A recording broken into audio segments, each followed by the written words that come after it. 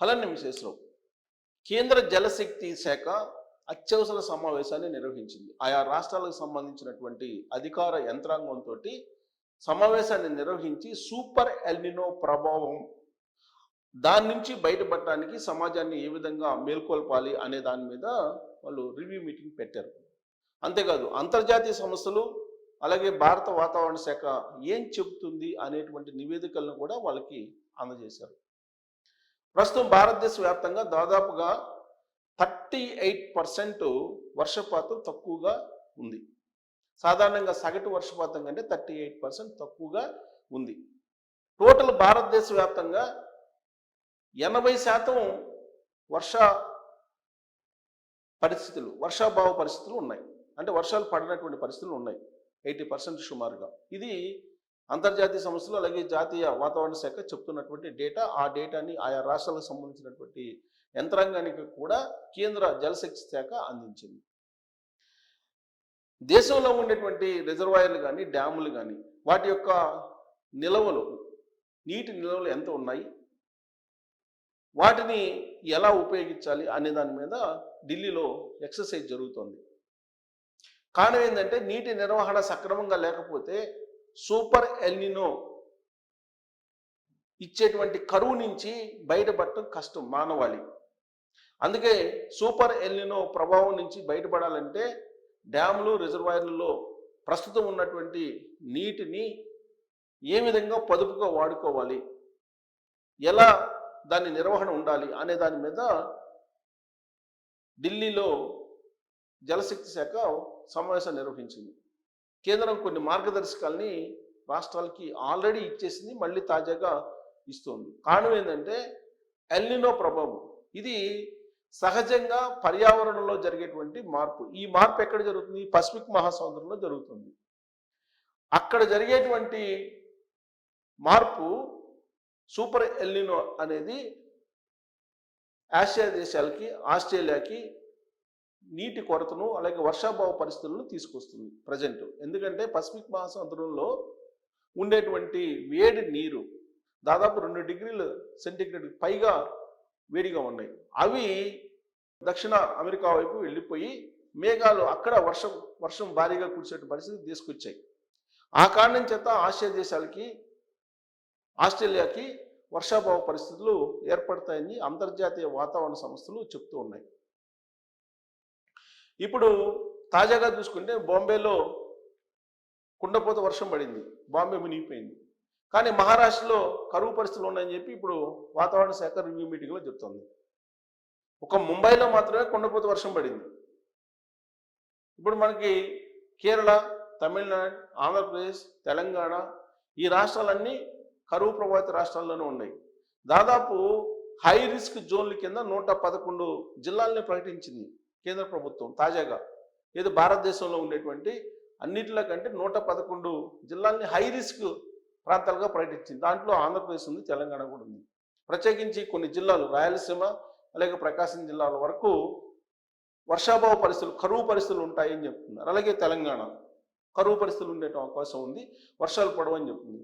హైదరాబాద్ గురించి కూడా ప్రత్యేకించి మెన్షన్ చేశారు. ఎందుకంటే ఇక్కడ మెగా సిటీ కాబట్టి నీటి ఎద్దడి ఉండే అవకాశం ఉంది, మంచినీళ్ళు దొరికే పరిస్థితి ఉండదని చెప్పి జలశక్తి శాఖ రివ్యూ చేసింది.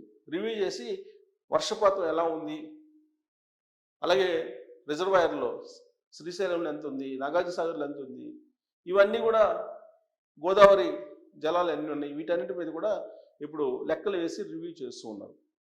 మరి ఇంతగా ఎందుకు చేస్తున్నారు? వ్యవసాయ ఆధారితంగా ఉన్నటువంటి భాగం మనంతా, వ్యవసాయ ఆధారిత భూభాగం భారతదేశం. ఇప్పుడు సాధారణంగా పంటలు తగ్గిపోయాయి. ఇప్పుడు దాదాపుగా 10 నుంచి 15% పడాల్సినటువంటి పంట ఖరీఫ్లో పడలేదు. ఇది రాబోయేటువంటి రోజుల్లో ఆహార కొరతని తెచ్చిపెడుతుంది అనేటువంటిది ఒక అంచనా వేస్తున్నారు.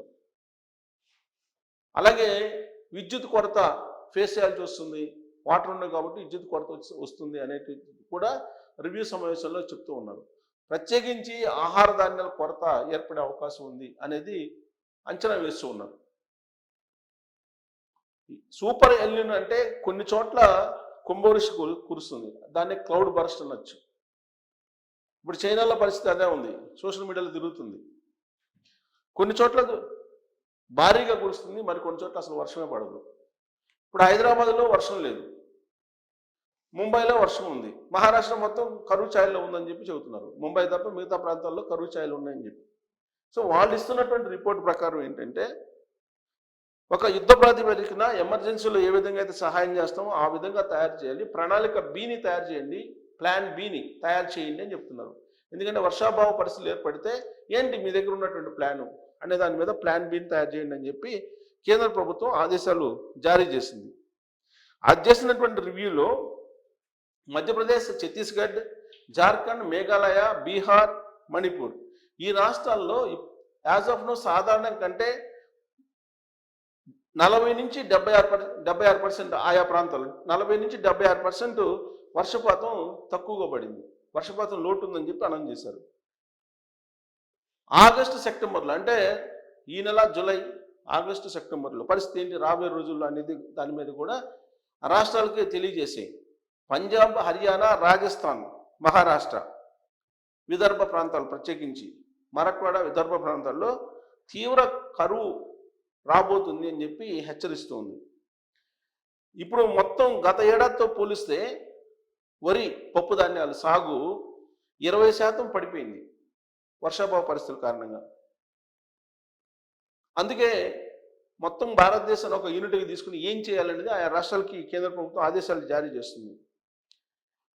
తెలంగాణకు వచ్చేటప్పటికి జూలై 10 నాటికి తెలంగాణలో 19% వర్షపాతం లోటుగా ఉంది. సగటు వర్షపాతం కంటే 19% తక్కువగా పడింది. రాష్ట్రంలో ఉండే 33 జిల్లాల్లో 20 జిల్లాల్లో వర్షాలు లేక పంటలు ఎండిపోతున్నాయి అని చెప్పి రిపోర్టు కేంద్ర ప్రభుత్వం దగ్గరికి ఉంది. హైదరాబాద్ నీటి సంక్షోభం ఏంటి అనేది కూడా మెన్షన్ చేసింది కేంద్ర ప్రభుత్వం. ఏంటంటే హైదరాబాద్లో 28% వర్షపాతం లోటు ఉంది, అంటే పడాల్సినటువంటి వర్షానికంటే 28% తక్కువగా పడింది. సో దీంతో హైదరాబాద్ వ్యాప్తంగా నీటి ఎద్దడి, తాగునీటి ఎద్దడి మొదలయ్యింది అని చెప్పి కేంద్ర ప్రభుత్వం ఈ రివ్యూ మీటింగ్లో ప్రస్తావించినటువంటి అంశం. ఇక సాగు భూముల్లో 38% మాత్రమే విత్తనాలు పడ్డాయి. ముఖ్యంగా వరి సాగు కేవలం 6.4% మాత్రమే అని చెప్పి ఆందోళన వ్యక్తం చేసింది కేంద్ర ప్రభుత్వం. ఎందుకంటే ఆహార ధాన్యాల కొరత వస్తుంది కాబట్టి. ఇక ఆంధ్రప్రదేశ్కి వచ్చేటప్పటికి రాయలసీమ, ప్రకాశం జిల్లాలో ఈ సూపర్ ఎల్నినో ముప్పు ఎక్కువగా ఉంటుందని చెప్పి చెప్తున్నారు. అనంతపురం, వైఎస్ఆర్ కడప, కర్నూలు, ప్రకాశం జిల్లాలో వీటిలో వర్షాభావ పరిస్థితులు ఉన్నాయి, కరువు తాండవించే అవకాశం ఉందని చెప్పి చెప్తున్నారు. ఇది కేంద్ర ప్రభుత్వం చెప్తున్నటువంటి రిపోర్టు. ఈరోజు రివ్యూ కూడా అత్యవసరంగా పెట్టింది. అత్యవసరంగా పెట్టి అనౌన్స్ చేసి ఎలాంటి చర్యలు తీసుకోవాలి అనే దాని మీద ఆహార ద్రవ్యోల్బణం అనేది ఒకదాన్ని చెప్పింది. ఆహార ద్రవ్యోల్బణం అంటే ఆహారం యొక్క కొరత పెరిగే అవకాశం ఉంది, మీరు ప్రత్యామ్నాయ చర్యలు ప్లాన్ బిని తయారు చేసుకోండి అని చెప్పి ఆయా రాష్ట్రాలకి ఆదేశాలు జారీ చేసింది. కాబట్టి ఏదో కొన్ని చోట్ల వర్షాలు పడినంత మాత్రాన కరువు ఉండదు అని చెప్పేసి అనుకోవడానికి లేదు. కరువు ఉంటుందని చెప్పి అంతర్జాతీయ వాతావరణ సంస్థలు అలాగే భారత వాతావరణ సంస్థ కూడా చెప్తుంది. కాబట్టి మీరు కూడా కరువు పరిస్థితుల్ని ఎదుర్కోవడానికి మానసికంగా సిద్ధపడాల్సిందే. అందుకే ఎప్పటికప్పుడు రివ్యూ మీటింగ్ సారాంశం కానీ లేదా వాతావరణ శాఖ ఇస్తున్నటువంటి వాతావరణ శాఖ బులెటిన్స్ కానీ మీకు అందజేస్తున్నాం.